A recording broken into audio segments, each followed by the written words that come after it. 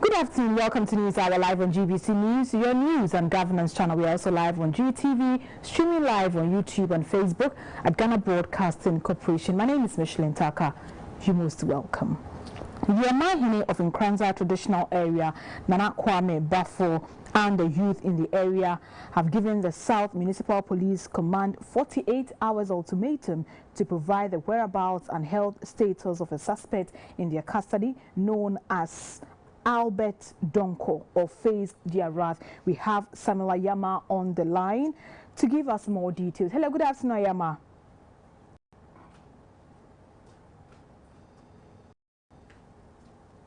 Ayama, if you can hear me, what more can you tell us?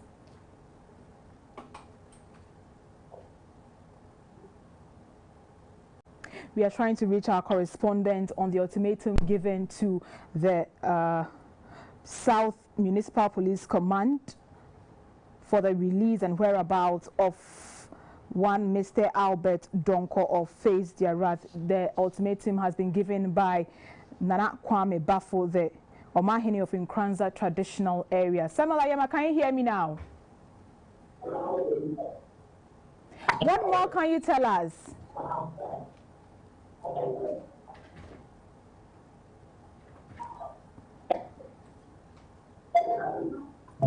Samuel, I'm having difficulty hearing you clearly.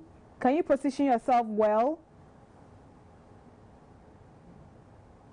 Well, we're having challenges with Samuel Ayama. We'll bring him back on once we have him. The Electricity Company of Ghana continues to justify the need for its distribution service charge to be increased by 148%. The company says financing plans to improve its operations come with a cost. Speaking to GTV Breakfast, the Director for Communications at ECG, Mr. William Boateng, said the company is exploring all avenues to reduce commercial and technical losses, whilst also improving on its debt collection. Major components. Oh. In the tariff, anytime they are analyzing or they are working on a tariff, we have three. Let me how do I put it? So we have the generation component, one aspect. We have the transmission. These are the major ones. I don't. Another one doesn't. But we look at the generation, then we look at the transmission, and we look at the distribution. So we are the tail end of the value chain. Have you got it? Mm-hmm. Right. And our distribution service charge. What we are talking about is the aggregated sum. Is the end at the end of the day. That's the total sum you are talking about. Mm-hmm. So you are putting the 148% on the total sum, your bill, your final bill. Mm-hmm. That's not what we are talking about. We are talking about our distribution service charge. So there's a generational charge, there's a transmission charge, and there's a distribution charge. So when I look on my bill, so for example, I did a quick one here when you came around. Mm-hmm. If you pay something like 300 units, kilowatt hour, that's what you pay. So you pay 300 Ghana cedis. Oh, okay, let's do Ghana. You pay 300 Ghana cedis every month. You know your bill. When you work what you are talking about, it's going to give you 744 cedis. Mm-hmm. If you understand. That's on the total bill. On the total going bill. By 148. Going by 140, yes. Assuming PRC accept your proposal. I want them to do that, so I don't see. I want to take that from them. But 300 units, you are going to pay 744. That's what you are saying, but that's not what is what we are saying. You are going to take the cedis is our portion. That is 300 distribution charge. Assuming that we divide them equally. I just want to simplify it. So equally. Now my 100 Ghana cedis comes to me, the distribution company. You know I talk about the GENCOs, the generation, generation charges 100 Ghana cedis, transmission is taking 100 out of your 300. I left the 100 for the distribution. For me, ECG, me Boateng. Now my 100 is what I am I am pleading that it be turned into 148% increase.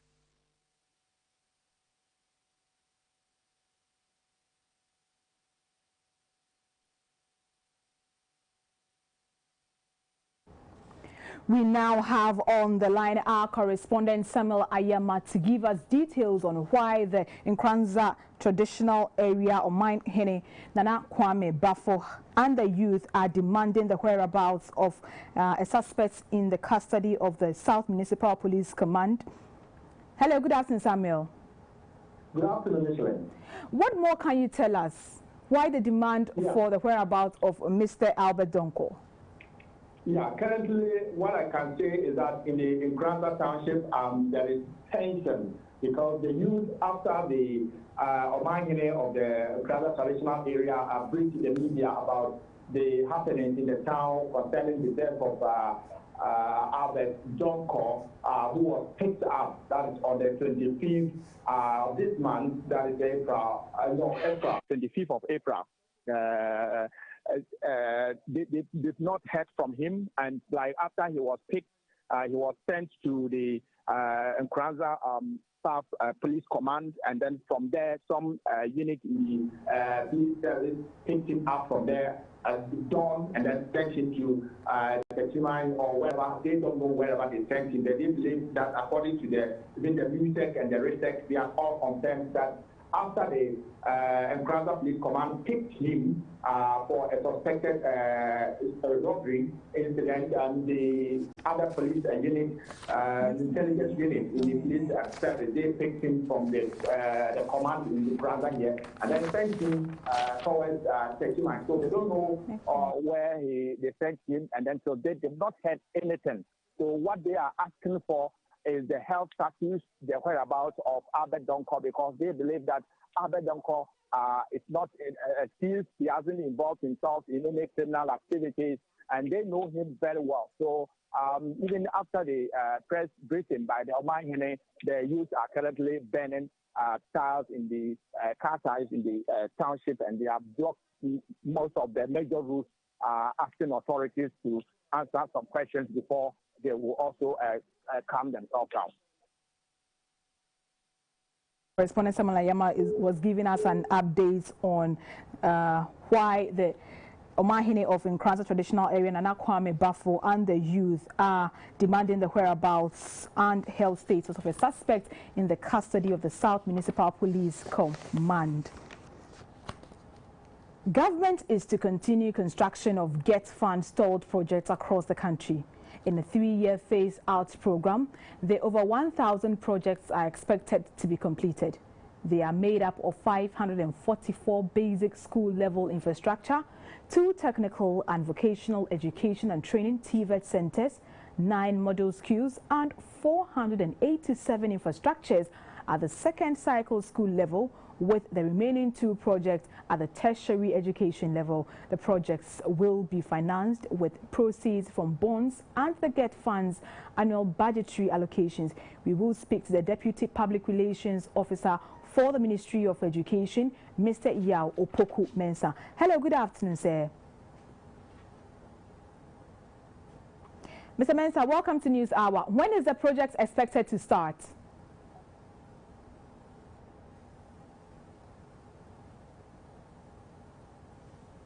Mr. Mensah, we are having difficulty hearing you. We are trying to get to Mr. Opoku Mensah, who is to speak to the continuation of stalled projects of GET Fund. Well, we'll move on. Once we get him, we will bring him back on. Members of the Technical University Teachers Association of Ghana, TUTAG, have expressed displeasure over their conditions of service in a communique issued at the end of the association's 43rd Congress at the Takoradi Technical University campus.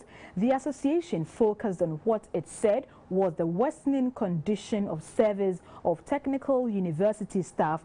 The association said, although government has shown commitment to achieving parity of the prestige for staff of technical universities, many of the conditions were still based on the old polytechnic conditions. In the communique, TUTAG also expressed concern about government's apparent delay in writing for the approval of a negotiated conditions of service between the authorities of technical universities and the unions, the communique signed by the National President, Dr. Collins Ameyaw, and the General Secretary, Dr. Zachary Abubakari, called on the government to honor its side of an agreement with TUTAC, which followed the National Labour Commission's ruling in 2019. The association urged government to take a second look at its scheme of service in general, including appointments and promotions criteria for members. TUTAC commended the Minister for Education, Dr. Yao Educhum, and the Ghana Tertiary Education Commission for facilitating the process of the program accreditation submitted by the technical universities to GTAC. However, TUTAC felt that GTAC could know more in getting their postgraduate accreditation application from technical universities to go through quickly and smoothly.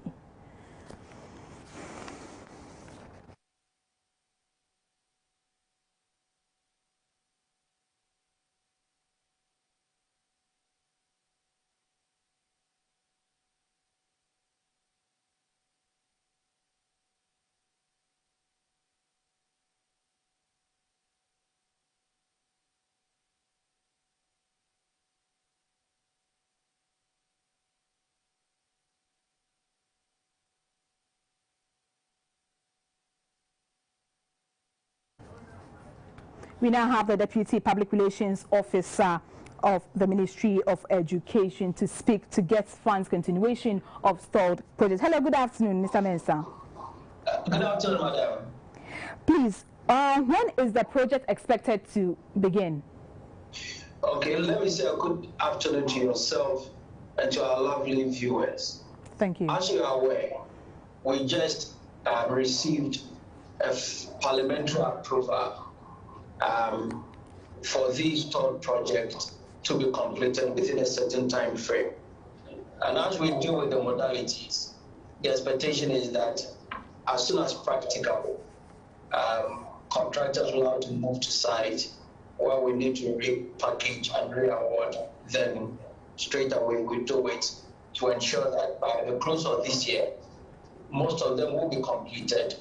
And the period in which we are supposed to complete all these projects spans between 3 years.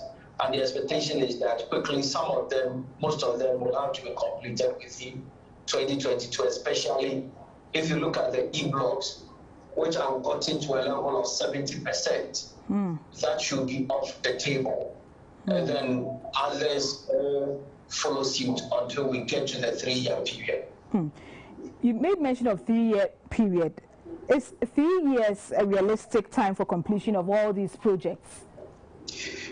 It is something that we have been talking about, and we needed parliamentary approval or the authority to grant us the opportunity to look at all these projects. And for the benefit of our viewers, some of the projects have already been completed. For example, some of them that we started from the days of President Kufuor, and I can give specifics. For example, if you go to St. Monica Senior High School, there is a 12-unit classroom as part of the 4-year expansion period that was stored, which have been completed and handed over to the school for use by the schools. Others have also been used in our various secondary schools. So what is left is what we are looking at, and that is why we're keeping ourselves within this time limit to be able to finish up. Let's talk about budgets. What is the allocation for this project? Yes, as I indicated, parliamentary approval, which was sought, is an indication of it going through the legalities and sitting within our budget. So for budgetary constraints, that wouldn't be an issue. And per the government's understanding or per the government process, we decided that we wanted not to introduce any new project until we are done with the existing uncompleted project. And that is how we packaged as far as the budgetary allocation is considered, we seek to get our hands off these projects and begin to look at new projects as well. Thank you very much, sir, for your time. I was speaking with the Deputy Public Relations Officer for the Ministry of Education, Mr. Yao Opoku Mensah. On Monday, when Roads and Highways Minister toured some facilities belonging to the Ghana Highway Authority in the Greater Accra region, he called for private investment into revamping the Adan Marine Unit. This, he says, will be of economic benefits to the community. The roads minister had earlier inspected the Azole Load facility at Afienya, where he instructed the Highway Authority to relocate the facility as it's creating conveniences to motorists. He also considered on his tour the Afienya-Dowenya Road, including the remaining 4 kilometers from Old Ningo through Ariam and beyond. He described the Ningo-Prampram Road as another important route and directed it to be awarded on contract. Mr. Mwakwata said national properties must be properly taken care of. Whatever facility is in any part of this country belongs to the entire nation, the good people of this country, but Adan is hosting it. The chiefs and the people of this area, the stakeholders, entrepreneurs from this area who can support. We are going to open it up. He ordered private properties on the Highways Authority's lands at Adan 4 to be demolished by the Adan East Assembly within 2 weeks. Put all this thing down, and I will come here again. If I come again and it's not done, it will be organized in my presence. If anybody is afraid, I'm not afraid of any Ghanaian. Once we are doing the right thing. The Adan Marine Unit was established in 1970 with 20 ferries, but only one is working currently on one engine. Residents were generally affected by the construction of the Akosombo Dam in the 1960s, thus the provision of an affordable transport system by government to cushion them in their economic activities. Since 2012, it cost a passenger on the ferry 9 cedis from Adan 4 to Akuse. 4 suspects in lawful police custody in the Talense districts of the Upper East region have escaped from the cell. According to the officers on duty, the night the incident happened, the suspects were heard singing and praises and worship songs on top of their voices. But after a while, the voices could not be heard, and when a routine inspection was done, it turned out that the suspect had escaped through an opening they created in the cell's washroom, which leads out of the prison walls. To throw more light on this happening is the Regional Police PRO, ASP David Fianco Ochre. Hello, good afternoon, sir. Welcome to News Hour. We thank you for your time. How did the break happen? Good afternoon to you and your listeners. How did the break happen? Yeah, thank you very much for the opportunity. We have reported what you call prisoner escape, that is an unlawful escape from custody. It happened at a time that the prisoners were on duty, and while they were performing their duty, there's a normal, or what you call a routine check in the cells. And one of the checks that we did revealed that 3 suspects have stayed lawful custody. Has there been any arrests so far? So far, personnel have been thrown out to ensure their recapture. But as I speak to you now, we have not arrested them yet. Very well. But efforts are underway to recapture. Very well. How can any member of the public or residents in and around Talense help identify the suspects? Thank you very much. We are urging the public to support us, especially residents of Talense districts and Bogatanga within surrounding areas. Because when such things happen, they normally go into the community to seek support for shelter and clothing so that they can move ahead. And they even beg for money to enable them extend their journey. So anyone who see suspicious characters in and around the communities, please, they should share that information with the police so that we can recapture these people. However, as I said, we have sent personnel out on a rescue mission to ensure we recapture these people so that they face the laws of the law. Thank you very much, sir. We are most grateful for your time. I was speaking with the PRO, Mr. ASP David Fianco Autry. He says no arrest has been made so far.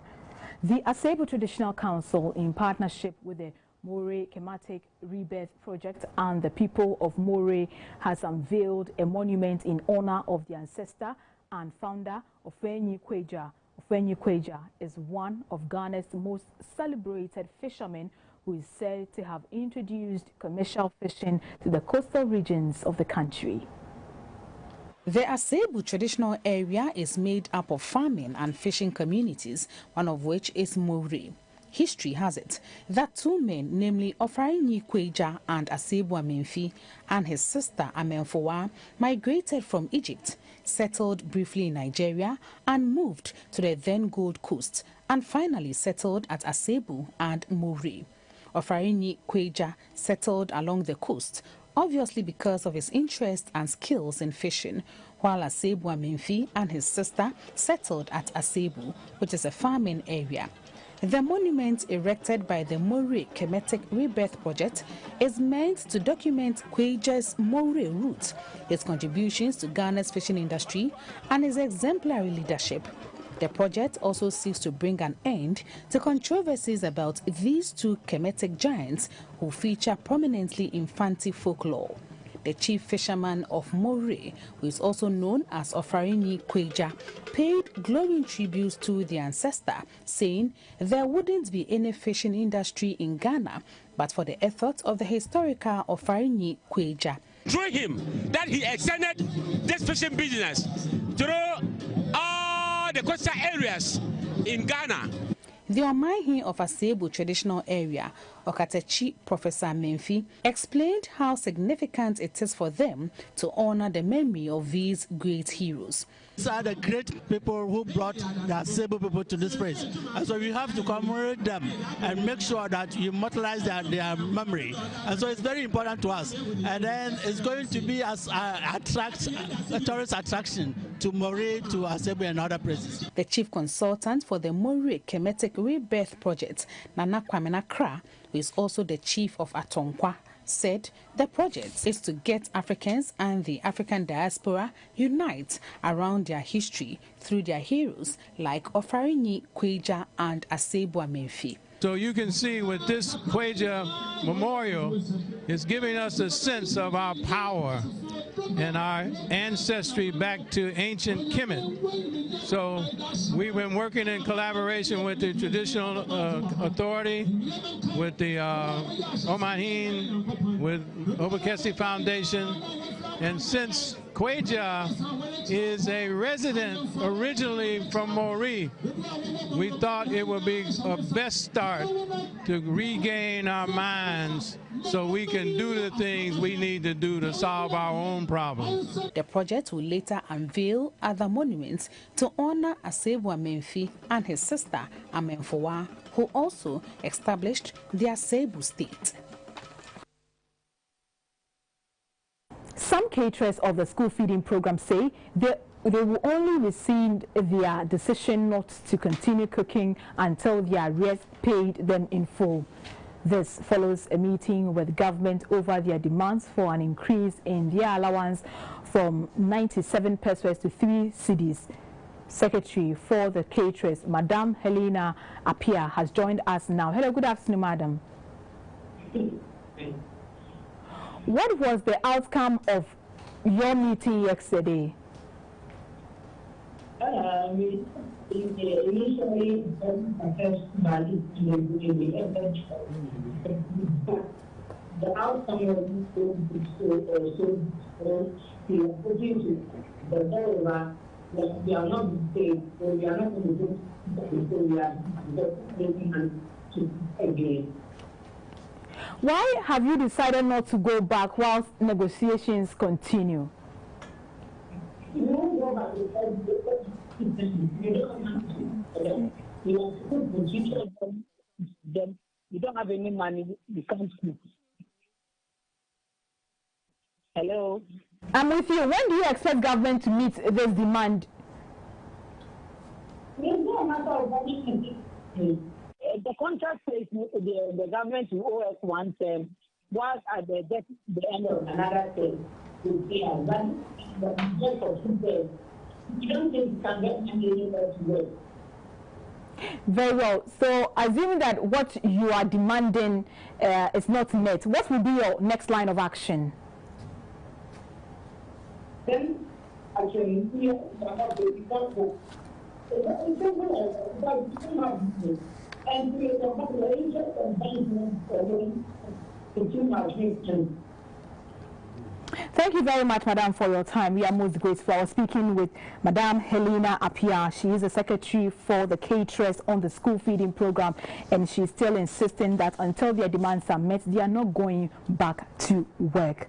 President Akufo-Addo on Tuesday morning signed the book of condolence opened at the residence of the ambassador of the United Arab Emirates UAE in Accra in memory of their late president Sheikh Khalifa bin Zayed. President Akufo-Addo described Sheikh bin Zayed as a great leader whose visionary leadership transformed the 7 Emirates. Sheikh Khalifa bin Zayed passed away on Friday, the 13th of May, 2022. He was 73. President Sheikh Khalifa bin Zayed of the United Arab Emirates, UAE's passing, was announced last Friday, 13 May 2022.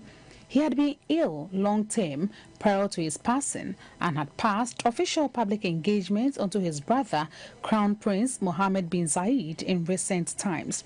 President Akufo-Addo was at the residence of the UAE's ambassador to Ghana to commiserate with them and express the people of Ghana's sympathies to the people of the Emirates on their loss. In an interaction with the Charge d'Affaires, Mr. Ahmed Jamil Al-Alawi, President Akufo-Addo recounted his relations with the late Sheikh Khalifa bin Zayed and described him as a great friend of Ghana. Mr. Ahmed Jamil Al-Alawi expressed his country's gratitude to President Akufo-Addo and the people of Ghana for the good relations that exist. Sheikh Khalifa was the Gulf country's second president, serving since 2004. He is credited with helping to bring the UAE, a small desert sheikhdom of 7 Emirates, to global prominence and leading the country through turbulent times during the 2008 financial crisis.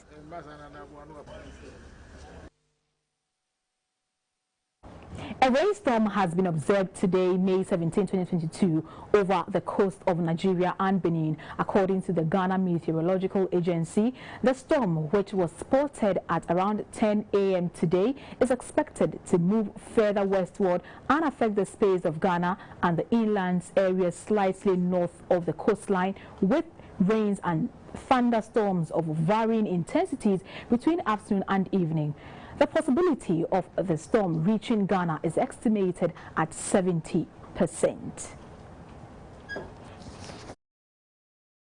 Live on GBC News, your News and Governance channel. Time to make way for business with Esther Edu.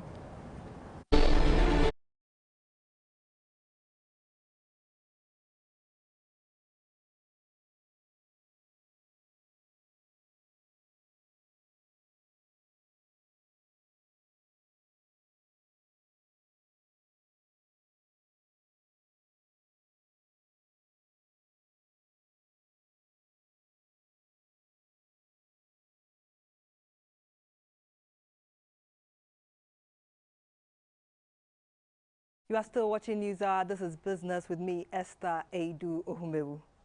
The Institute for Economic Affairs, IEA, wants the central bank to increase the policy rate by another 200 basis points from 17 to 19%. This, according to the think tank, will help narrow the gap between inflation and the policy rate. It also said the move would help ease the risk of foreign currency outflows.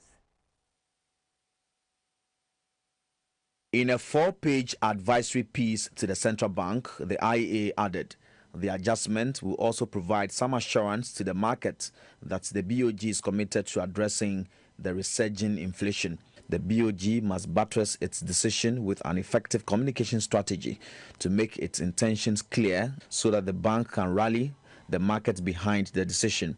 The IEA premises its advice in the context of the inflation targeting framework that the Bank of Ghana signed on to in 2007.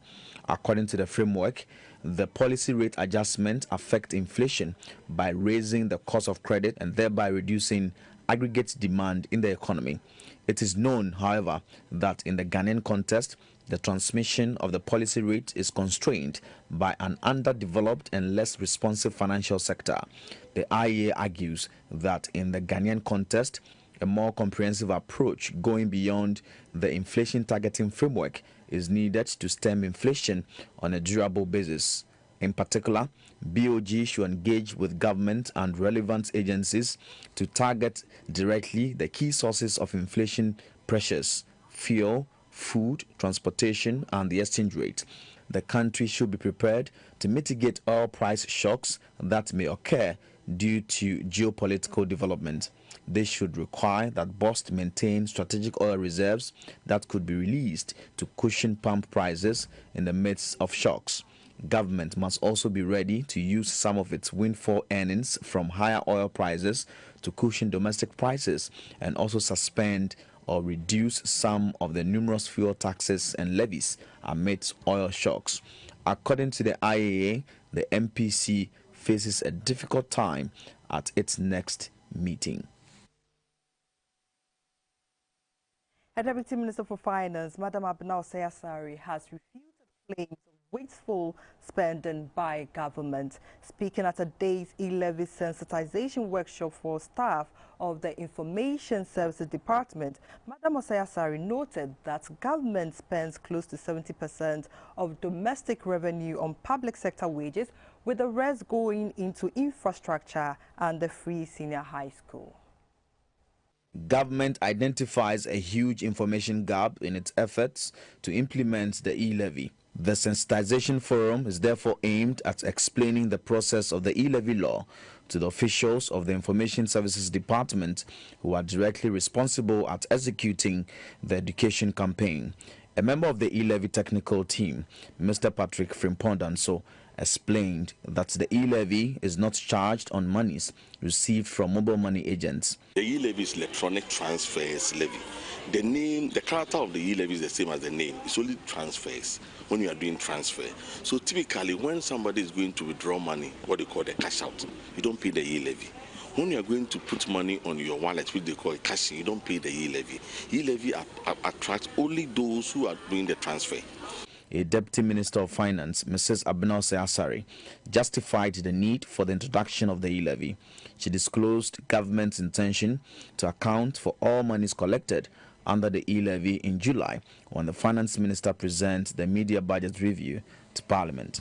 One thing that was very, very important to all stakeholders and the public was the area of accountability. And so we made sure that we included that in the bill, where during the mid-year budget review, we will account for how much has come in and what we have utilized, the revenues that have come in for, including the e-levy, and then 2 months after the end of the year we are supposed to go to Parliament and then give an account of what we have done, how much has come in and what we have done with it. So we took the inputs from the engagement and incorporated it into the bill.